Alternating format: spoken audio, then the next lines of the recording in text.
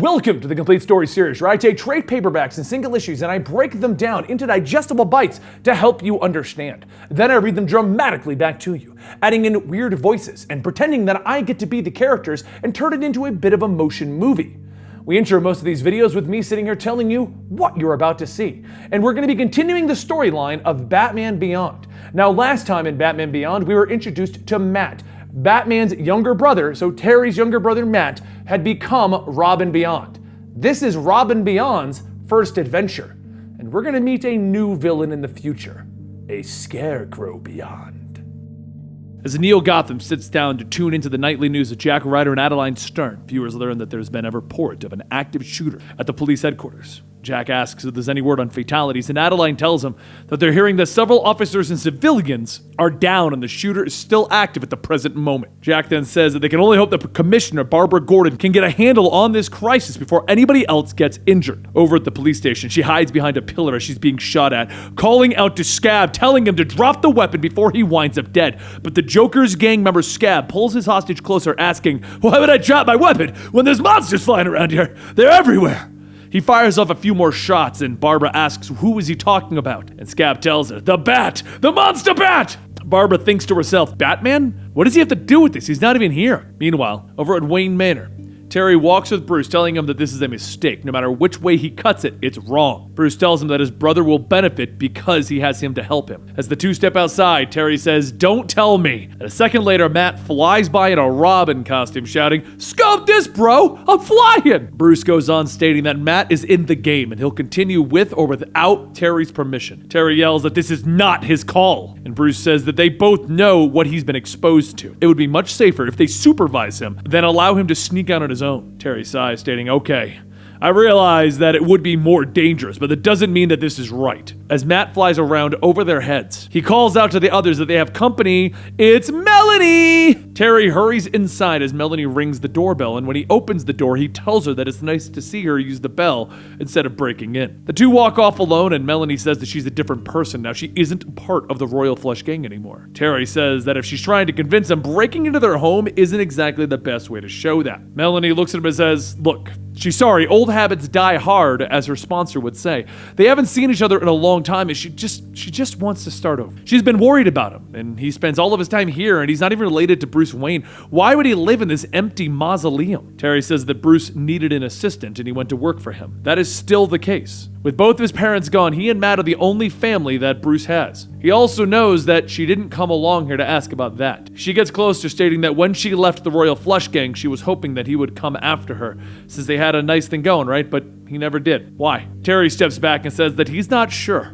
Stuff, life, fear. Melanie leans in, telling him, "You saw me help Batman. I'm trying to prove that I've changed." But outside of the manor, Terry's current on-again, off-again girlfriend, Dana, gets out of a cab, calling Terry's phone, stating that she really hates to leave another message. But since he hasn't been picking up, she's just gonna drop by in like 5 seconds. She wants to talk because she's not sure about this whole dating Batman thing anymore. It's just too much, too weird. As she hangs up her phone, walking into the mansion, out of the corner of her eye, she sees Terry and Melanie kissing. She begins to cry, but instead of saying anything, she leaves. Just then, Matt shouts across the yard that he's sorry to interrupt kissy time, but Mr. Wayne needs you now, Terry. Terry tells Melanie that they'll talk later, and he hurries down into the Batcave, telling Bruce that this better be important. Bruce says that there's been a shootout at the police headquarters, and the one doing the shooting is Scab. Terry asks, "That big oaf?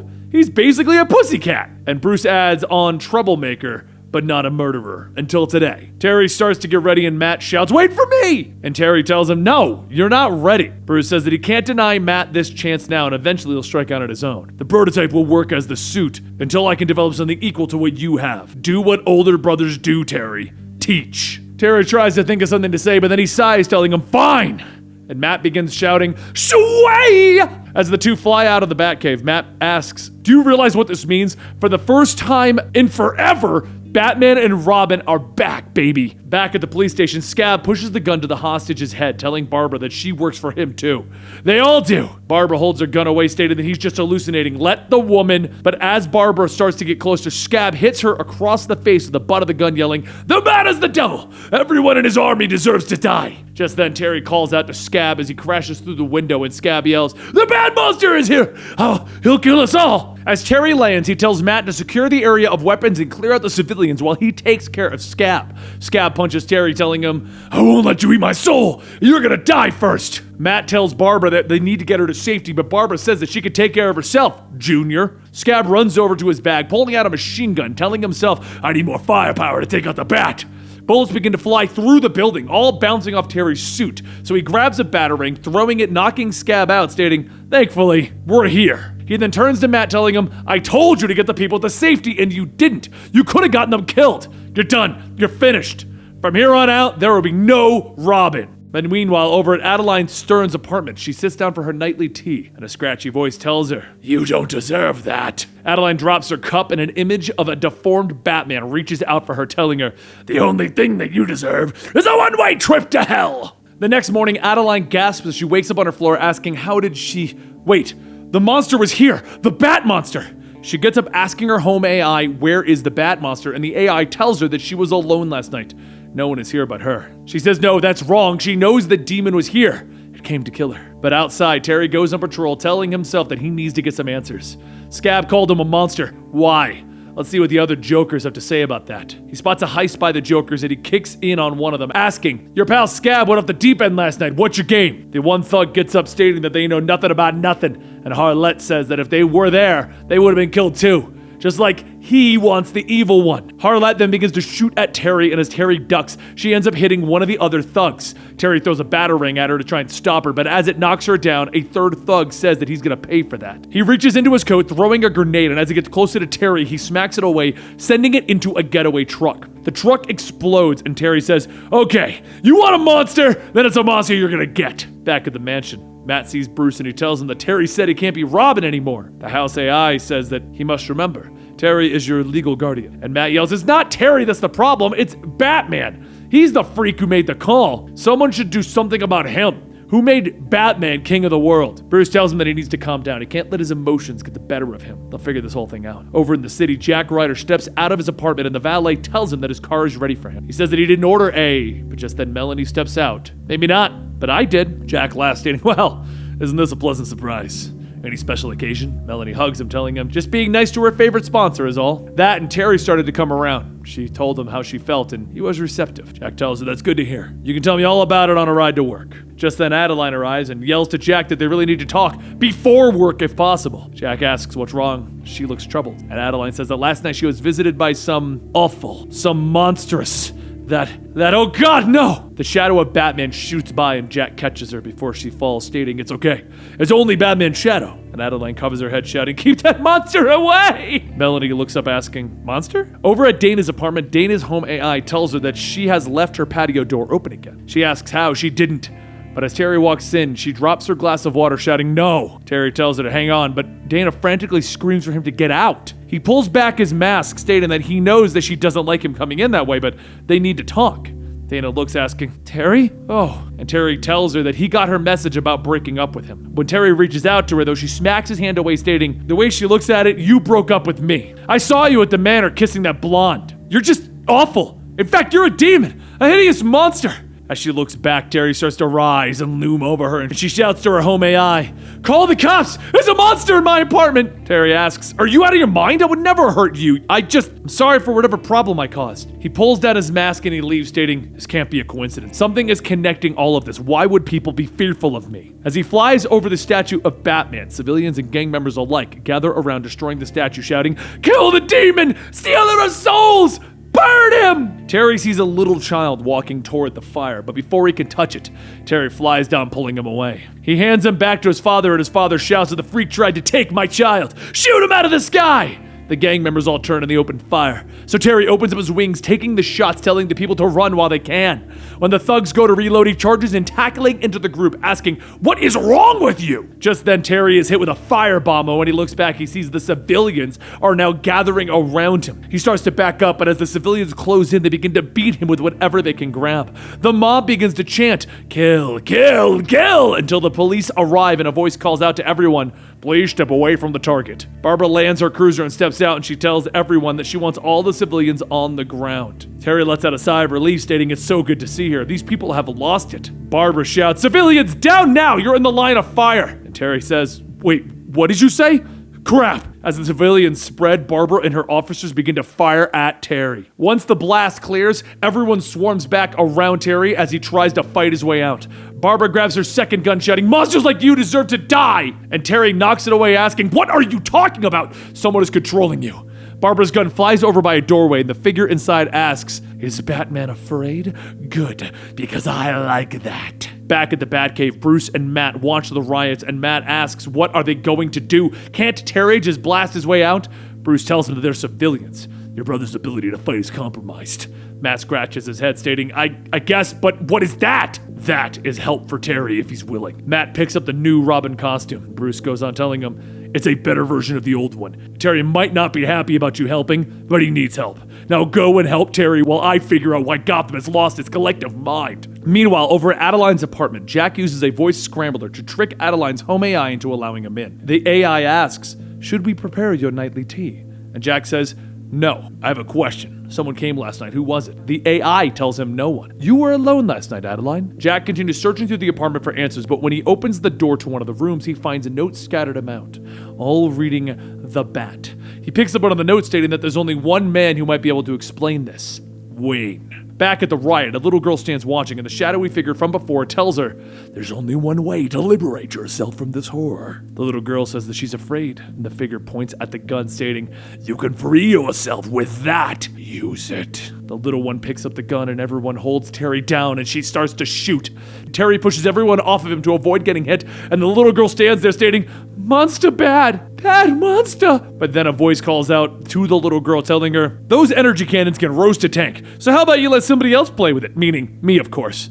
Matt uses his grappling hook to grab the gun, and Terry shouts, Robin! Bruce radios in, remember, he's following orders this time. Matt says he's got it. Terry starts to fight back the crowds, telling him, I'm actually glad you came. Now, defensive posture only. These people aren't bad, they're being controlled. Figure in the shadow says, no, not controlled. It's fear, which we're elevating to turn them loose. Back at the Batcave, Bruce continues to work on trying to find the source of what is causing people to act out when he suddenly hears a noise. He looks back and he throws a batarang, and as it hits the wall, the figure says, it's nice to see you too. Bruce asks how he got in, and Jack steps out telling him, the Creeper has always had his ways, just as he does now, even if the costume's retired. But right now I need your help. There's a young woman named Adeline Stern who's obsessed with Batman. Bruce asks, the news anchor? First name doesn't ring a bell though, but Stern? Bruce looks at the records and says over 20 years ago, he crashed in on a group of gun runners. Their trades caused numerous deaths, some innocent. Their leader's name was Stern. When they fought, he ended up breaking Stern's arms, but there isn't anything during that would connect Adeline. As the video plays, Jack says that he's not so sure. Pause and zoom in. Where did you get this footage anyway? Bruce tells him the belt camera. And Jack says, can you brighten it up a bit? As the image starts to get brighter, they begin to make out a young Adeline sitting in the corner, having just watched everything happen. Jack says, there she is. Batman crippled her father right in front of her and left. No wonder she considers Batman a monster. Bruce asks, then the question is, what does that have to do with today? While the riot continues, the figure tells the little girl, there are true monsters in the world, and Batman and Robin are ours. We must tear them apart, rip their limbs from their bodies, strip their flesh from their bones, in order to conquer the all-consuming fear. The Scarecrow decrees that the Bat Demons must die. The monsters are here. For the safety of all your loved ones, kill them. Terry looks back to see the Scarecrow getting ready to charge, but Matt tells him that Bruce said to wait for a plan first. Back in the Batcave, Bruce switches back to the feed of the riot, with Jack stating that the Scarecrow was Dr. Jonathan Crane, right? Used gas to prey on folks' natural fear. Bruce tells him that if Adeline was exposed to Scarecrow's gas, that would explain why she fears Batman. The thing is, the sensors don't show any signs of gas. No unusual chemicals anywhere, yet the city is terrified of Batman. Why? Back in the city, Scarecrow shouts, yes, that's the spirit, kill them. As the crowd surround Batman and Robin, Matt says that he's got something that will get them out of this. 2 small pellets pop out of his belt, and as Batman throws them down, a blue gas starts to spread. Soon everyone begins to slow down as they fall asleep, and Scarecrow yells, no, you can't do this. Terry calls out that they can, and they did. Get ready for Scarecrow grabs the little girl asking, "Do you really think so?" And Scarecrow throws her off the ledge. Terry quickly runs over, jumping, telling Matt, "Take care of the Scarecrow while I get the girl." Terry flies down catching her, but as he comes back up, Matt shouts that the Scarecrow disappeared. He couldn't find him anywhere. A short while later, back at the Batcave, Terry and Matt arrive. Matt asks, "Is that the guy from TV?" "Yeah, Jack Ryder, the news guy." Bruce says that Jack is, an old friend. Jack wore a costume, did his part for the cause. Matt gets out of the Batjet asking, "Who was he? Hawkman? Green Lantern?" And Jack walks up the stairs stating that it doesn't matter anymore. "We need to focus on the Scarecrow. I'm gonna go find my friend. It's clear that she needs help, and it's better that Batman stays far away." Over at the news station, Scarecrow walks through the hall stating, "I do not like this, not at all. Batman was in the palm of my hand. That monster, that heinous abomination, need to turn it up, increase the fear." As Scarecrow goes to turn a dial on the computer, the fear inside of everyone begins to fester and grow. The rioters take to the streets searching for Batman, and as they pass by Melanie's apartment, she looks out stating that things are getting out of control. It's like everyone but her has lost it. Back at the news station, Jack runs through the sets calling out to Adeline, and then stops when he hears Adeline stating, "Please, stop the monster," as she hides under her desk. Jack kneels down telling her that the monster doesn't exist. The Scarecrow's making her see something that isn't there. Lord knows that she has her own reasons for hating the Batman. Meanwhile, over the city, Terry flies the Batjet and Matt tells him that he doesn't get it. Mr. Wayne says the Scarecrow isn't using gas, so what could it be? Terry says that he's not sure, but they'll cover every neighborhood to make sure that they get samples. As they pass by some of the billboards, Matt says that those screens, it's kind of weird that they're blank, but it's kind of hypnotic. Just then, the jet warns Terry of an incoming particle beam. Terry flips the switch to the shield, stating that nothing can break through, but then the jet says impact imminent, and Terry says that Matt needs to eject. As the two escape, the particle ripped through the shielding, blowing up the jet, and Terry asks, "How? Getting through those shields should have been impossible." Bruce radio's in, stating that whoever did it knew the codes to the shield's harmonics. No one would have known that unless. On a nearby building, Barbara lowers the smoking cannon, stating that the Beast's chariot is down. "Move in." Terry calls out to Matt, asking where is he, and then Terry notices a batarang flying at him. As it explodes, Matt says, "He's right here!" and he kicks Terry in the back. Matt shouts, "I will protect this city and fight you until you're dead." The crowd begins to gather below the two of them, and they all begin to cheer and chant for Matt to kill Terry, with Terry yelling, "Come on, can't you see it's me?" Terry catches one of Matt's kicks, but Matt uses the thrusters in his boot to blast Terry away, telling him, "I won't stop until you're dead." At the news station, Jack gets up stating that he's going to get some help. They need to find a way to stop Scarecrow from getting to her. And Adeline says, what if I don't want it to stop?" Jack looks back and asks, "What do you mean?" And Adeline, now wearing the Scarecrow costume, says, "The child is gone. There is only Scarecrow." Back over the city, Matt tells Terry that he knows what to do, how to disable him, how to slay the Beast. Matt reaches into Terry's belt, breaking the flight controls on it. And then Terry begins to tumble down into the rioters. Matt watches as Terry gets closer to the ground, shouting that the Bat Demon will die. And a voice tells him that she has no idea what he's thinking, but as long as she's around, Batman lives. Terry, wearing her 10 outfit from the Royal Flush Gang, shoots by on her flying card, catching Terry before the mob can grab him and takes off. Terry looks up asking Melanie. She tells him, yeah, she's probably the only friend he has right now. Back at the Batcave, Bruce watches and asks how everyone is affected but her. What makes Melanie immune to the Scarecrow? If the Scarecrow is using electronics or some kind of signal, audio, visual, maybe both. Over in the city, Melanie lands on a nearby building stating that she's pretty sure Scarecrow died. And Terry says that he did, must be the new model. Whatever Scarecrow's using is more powerful than before. Enough to even include Commissioner Gordon, and worse yet, the one who trashed my belt was. But before he could finish, Matt shouts, "Me!" And he flies in, punching Terry in the face. Back at the news station, Jack tells Adeline that he can help her, but Adeline yells that she is the Scarecrow! There's no other! No Adeline! Jack tells her, don't even try using that fear gas on me. I used to fear myself back in the day. Adeline presses the button stating that gas was yesterday.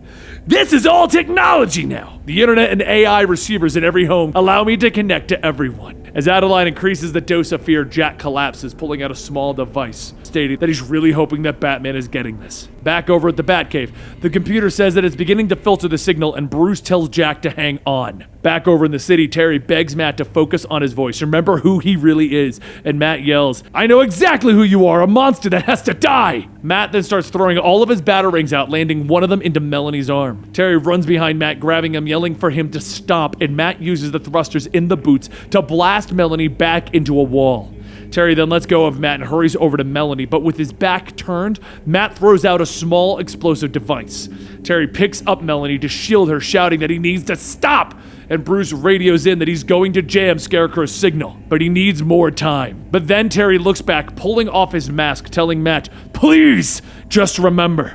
And Matt stops, asking, "You're not a monster?" And Melanie says, "Whoa! Terry McGinnis is Batman?" Terry walks over to Matt, telling him to ignore the voices in his head, whatever he is seeing. "See me!" Over in the Batcave, Bruce says, "Of course. The AI cubes, they're everywhere. Scarecrow must have been piggybacking off of them. Melanie must not have one, which is why she's able to avoid being under Scarecrow's influence." But up above Terry and the others, Barbara leads a squad of attack jets, and as she locks on, Bruce hits the signal scrambler. Barbara gets ready to push the button, and then a voice shouts for her not to do it. Terry flies up, telling her, "Don't do it! If you fire, you could kill thousands!" Barbara snaps out of the trance, pulling back the control, narrowly missing Terry and Matt. Bruce then appears on all of the TV screens around Neo Gotham, telling everyone, "Wayne Industries detected a covert signal running into your home AI devices. It caused you all to be gripped by a blind, unreasonable fear over someone who was only there to help." As Terry flies away, Melanie tells him that he has a lot of explaining to do when they get back. And Terry says that when they're all done, he will. But we have somewhere we need to go first. Over at the news station, Adeline looks at the screens, asking, "What is going on? What is happening?" Terry crashes in the window, stating that they happened. Adeline hides behind Jack, shouting that the devil has come for them. "Stop him!" And Jack swings at Terry, telling him to back off, but Terry punches him, telling him, "Your best years are behind you now." As Terry pulls back for another hit, Jack catches it, stating the signal is blocked, all right? But I know what drove that poor innocent child to this point of desperation.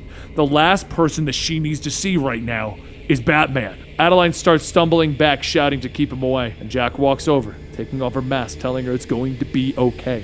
The next day at Arkham, Adeline sits at her cell, stating that Batman, the demon, the devil, the monster, the beast, the Batman, the demon, the devil, the monster, the beast. And a voice comes over the cell stating, "The Batman is a monster, isn't he? When we get out, we'll be happy to deal with him."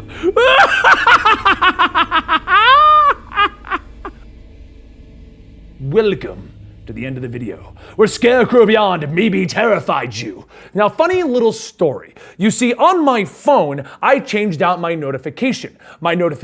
I changed it over to be Valkyrie's war cry from the video game Warframe.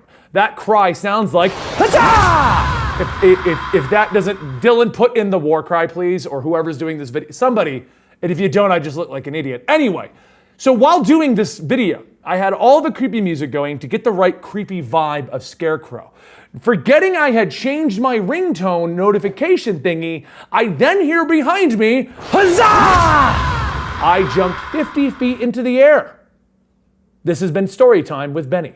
If you want more Storytime with Benny, join me over on my vlog channel, or you can find me over on my Patreon, patreon.com/Comicstorian, where we bring you all kinds of early access videos and extra content, because I don't believe in asking for your money unless I'm delivering something for it. So for only $1, you get access to all of that kind of content over on my Patreon, and you can go check out my personal vlog channel listed down below, where I tell funny stories like that take more than 30 seconds, because that one's a quick one.